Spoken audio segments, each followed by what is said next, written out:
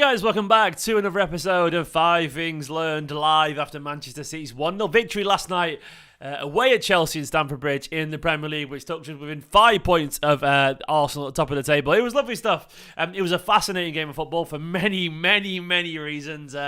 Maybe not the game that we were all expecting, but there was plenty to talk about. Of course, I couldn't talk about everything in this video. I want to talk about KDB needing a rest. I didn't get around to that. I also, of course, want to talk about the general lack of width, but we've discussed that at length on this channel, so I'm not talking about that today because there's always more to talk about. But there is still plenty to go over in this game, and 5 things that I personally took from this game. Of course, it's good to see you all here. Please do hit that like button. Help support the channel. Please also do hit the subscribe button if you're new to it. Why not help support the channel a little bit? It does mean the world to me.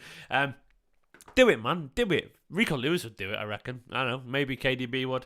KDB would, actually. I actually know that's true, so there we go. So do it. Why not? Get in there with the subscribe button. Hit it right now. I would like to say at the top of this video before I go live, I would say, before I go into Guardiola, there is, if you want to win, a signed Sergio Aguero shirt from his final season. And look at that, man. Only 99 tickets available. It costs £3.95 to enter. Football prizes is totally legit. Don't worry, I've been working in for a long time. It's a raffle, basically. And if you want to win a signed Sergio Aguero shirt, that could be framed on the wall. It could go like there on your wall or whatever. Click the link in the description right now. It ends on Thursday the 12th. 99 tickets available. And you've got a good odds to win there if you want to win a signed Aguero shirt. So click the link in the description right now if you want to enter that competition. It should be wonderful. So we're going to talk about the first thing that I took from that game. The first one is that Guardiola made some early subs. Now, of course, all the talk before the game was about the formation and so on. And Guardiola tried something different. He did actually try something different. He talked about the formation being for the fans. It's what we wanted, apparently. I'm going to be honest, Pet. I wanted to see something different, but that's not what I wanted. I didn't want Cancelo and Walker out wide. But either way, the most encouraging thing for me was this realization that for once, what we were seeing wasn't really working. Though it does make you think, does he usually think it's actually working? If he's willing to make changes that drastically and that quickly last night, does it mean when he doesn't make them that he's actually happy with what he's seeing? That potentially is the conclusion for me. Not that he's willing to do it, more that he's unwilling to do it sometimes when we think he should do because he doesn't actually agree with us. That was interesting for me. But either way, you've got to give Guardiola credit. Maybe he didn't get it right to start off, but I do love the proactivity last night to change the game. Even if he basically went back to what he knows, back to the formation that he's favoured recently. It was a bold, aggressive move from Guardiola, and ultimately it did pay off. City were much better in the second half in particular. I still don't think City were fluid, particularly exciting or great to watch or anything like that, but we were definitely better than Chelsea in the second half and definitely probably the better team on the balance of the whole game. And ultimately, that's all Guardiola can do. He can win the game for us or he can not win the game for us, and he did last night. I do want to see Guardiola be a little bit more aggressive, There was a really great comment from Guardiola where he talked about the changes he made. He said, I'm a genius, very sarcastically. I love it when Guardiola does this, by the way. He's ultra sarcastic and sassy when he's got his back up. And I appreciate it, to be honest. He also was quite nostalgic as well. There was a great quote from Guardiola about, I can't remember what the exact words were. He said something about it's not worth looking back because reality is something about basically the past being not necessarily as honest as reality or something like that, because you can't win with the past because the past memories are always more enjoyable than reality or something like that. A really deep quote from Guardiola, which of course was referencing wingers and former setups and so on. Though he's right, but at the same time, man, you never know, do you? You never know if actually it was better previously. I guess we will find out, but he's right that we've got to look forward. Hello, by the way, to everyone in the chat. Who we got here? We got Mark, who wants to buy all the tickets. Oh, sorry, it is UK based, unfortunately. Sub to Flying Pig United and City Extra. What about sub to Esteemed Kompany, mate? Come on, what about Mike? Brillo as well, of course. Liam McVan, Alec, Iptris, Broccoli, James. Hello, there's your shout out, and Forrest Ibis. And Forrest talked about Philly just having a bad day. That's all. So that's the next thing I want to talk about, man. Is there a Phil Foden issue? Is there a Phil Foden issue? It's hard for me not to take Guardiola's quotes yesterday about Jack Grealish being ultra positive and ultra, his attitude being great and happy faces and always he's got the good vibes. Guardiola made a point to talk about Grealish's attitude yesterday. And it did make me think when you talk about Guardiola's comments about some players having bad faces and so on and whatever and not being happy and body language not being great. And then Phil Foden yesterday played and he was bad, if I'm being honest. I love Phil, but he had a really, really bad game. It made me think, are we witnessing something here? Is it just not working right now? Is Phil struggling a little bit? Because it does feel that way, doesn't it? It does feel like Guardiola, he's not really favouring Phil right now. And when you've got a player as talented as Phil Foden, it does make you wonder why. And to be fair, Phil did have a stinker. Now, my tendency is to want to defend Phil Foden because, of course, Phil Foden is a Manchester City fan. He's an academy lad. He's brilliant and he's talented. And we want to see him on the pitch. But we've got to be fair, really. Phil didn't play well. He didn't play well. And if that was some other people less popular, like Mahrez or whatever, maybe some of us, myself included, would be a little bit more... we'd be asking more questions. And I think we've got to be honest, Phil didn't deserve to be on the pitch in the second half. And even though tactically I don't think we got him involved that much and we should have got him involved more, he had a bad game because he had a bad game. When he did get the ball, he was sloppy and he gave it away. Unfortunately, that's on him. I know he didn't get on the ball much and maybe he had a few more touches early on would have helped him. But to be honest, I don't know, man. It did feel like Phil kind of played his way off the pitch, not because City weren't good in the first half, because he didn't play well. Now, obviously, Phil Foden is too talented for this to be a long-term issue. Guardiola, he's quite tough, Guardiola. Every now and then he will make points to players, and I do wonder, it does feel like it, that he's making a point to Phil Foden. I'm just guessing, so I could be fucking miles wrong. We've always got to add that caveat. I don't know.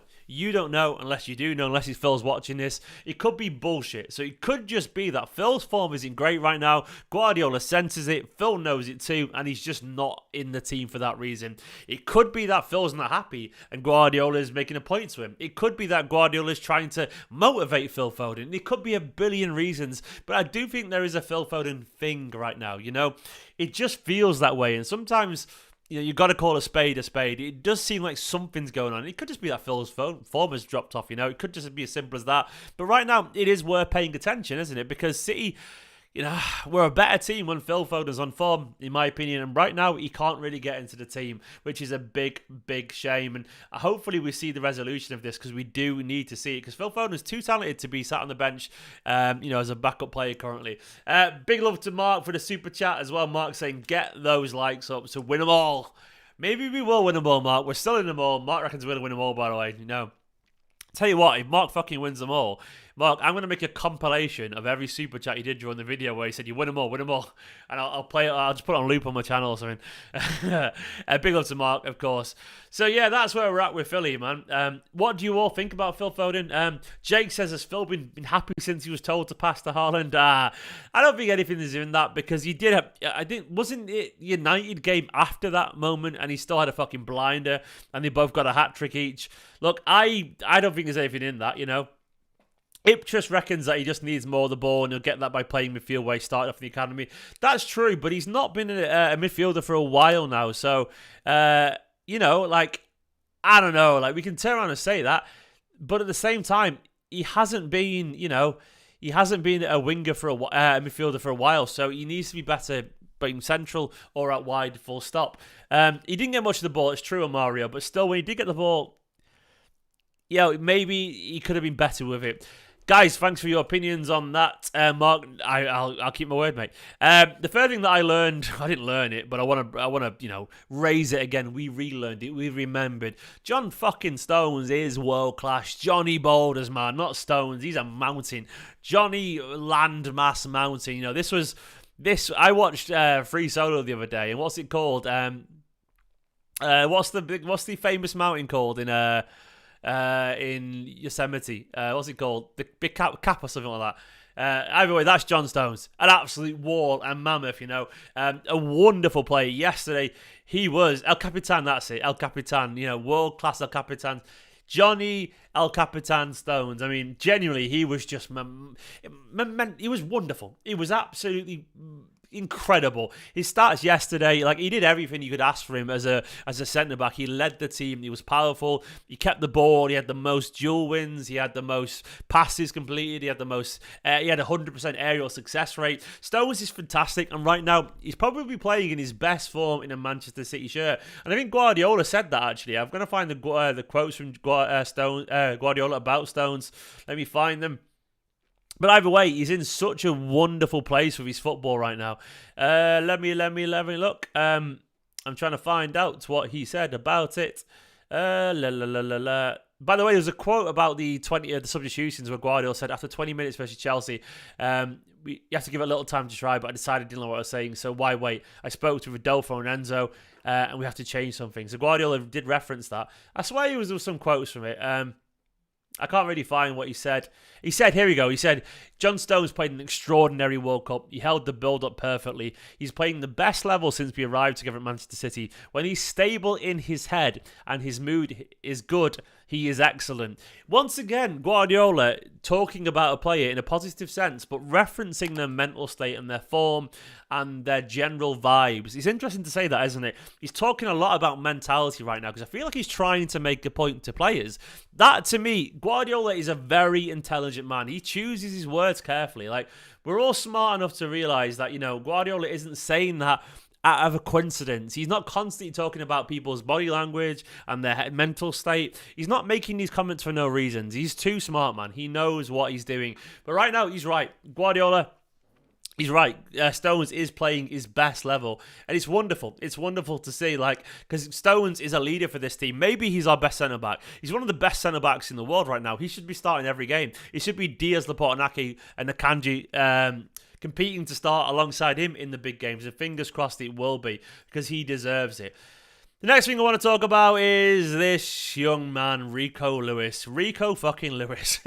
Is there any bigger compliment from Guardiola that he took off Cancelo, one of the best fullbacks in world football, and Kyle Walker, one of the best fullbacks in world football, to change the game and bring on Rico Lewis? Rico Lewis was the man that he went to save the game, man. That is incredible. Rico Lewis was the guy that he went to. I know we talked about Rico Lewis being great, but this was a different kind of approval. This was bringing him in off the bench to save the day. I mean, that is just ridiculous, man. That is such an incredible... It's all well and due...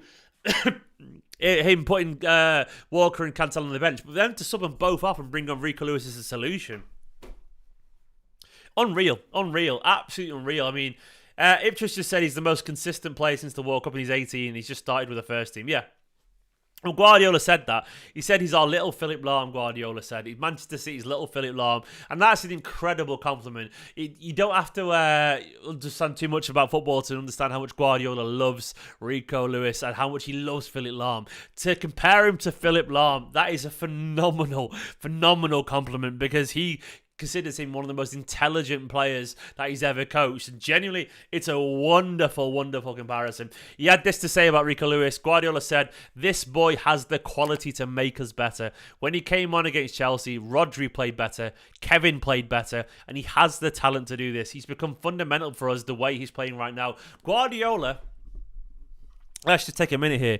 Guardiola just called Rico Lewis fundamental. This is a team of Premier League winners. This is a team of elite internationals. Yet he just called 18-year-old Manchester City fan from Radcliffe fundamental to Manchester City's team. He subbed up Kyle Walker and Joao Cancelo to bring on an 18-year-old to save Manchester City's performance yesterday. And he says he has the quality to make Manchester City player. There is no bigger compliment than that. This kid is a star boy, and this kid is going to the top, the very top of football. And Guardiola, man, that seal of approval, that stamp of approval from Guardiola, it is wonderful. And I tell you what, as a City fan, I do love to see it. Rico Lewis, remember the name, man, remember the name. His confidence must be sky high right now, and rightfully so. Honestly, I love it, man. I love it. Stones is world class, but Rico is crucial. And that, to me, is everything right now. I bloody love to see it. And finally, is it Jack's time? Is it Jack's time? Guardiola once again talked a lot about Grealish yesterday. Let me try and find it, the quotes. But Grealish right now, look, he talked a lot about his mentality. And look, Grealish, he deserves this. Of course, that's 3 assists now in his last 3 games, which is as many as he managed in his first 34 games for Manchester City. He said this about Jack Grealish. He said he did it against Leeds and today again. His body language, once again, body language and mentality, he said is always exceptional. When you are like this, these guys always play good. His contribution was amazing.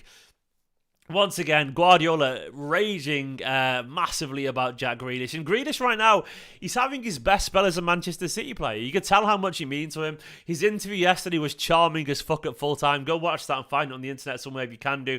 But I'm so happy for Jack Grealish because he's such a likeable, lovely man. And he's a good footballer too, man. Maybe he got a little bit lucky with the assist because I think Kepa should have stopped it. But Grealish buzzes off that. Grealish said this. He said, I'm the exact same as Kev. Obviously, there's no better feeling in football than scoring a goal. But honestly, assisting is just as good sometimes because you feel like you've done your job. And that last line to me is really, really interesting. Like, he said, you feel like you've done your job. I get the impression right now that Grealish doesn't feel like he's doing his job particularly well. Like, he doesn't feel like he's belonged at Manchester City. And he talked a lot about,